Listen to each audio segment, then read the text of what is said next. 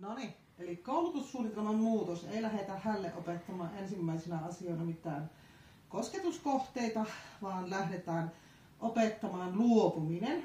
Ja nythän tässä tulee valitettavasti, tai no tässä tapauksessa hyvä, että tulee mukaan, niin negatiivista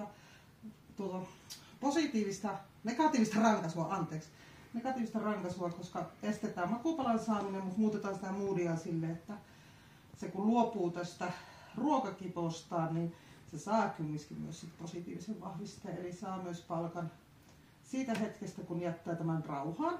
Miksi tämmöinen koulutuksen muutos, niin kyseinen kissa on niin perso ruoalle, että meiltä lähtee sormet, kun me koulutetaan tätä. Ja kissa olisi valmiina.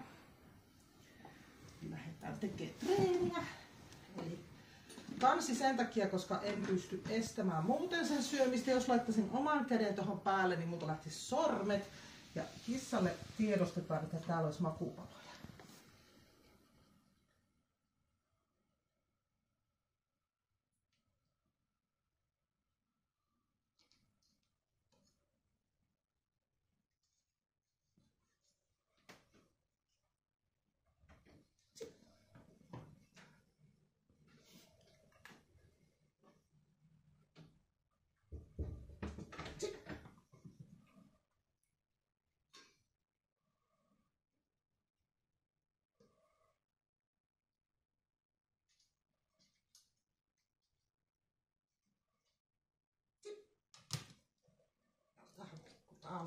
Hieno kissa.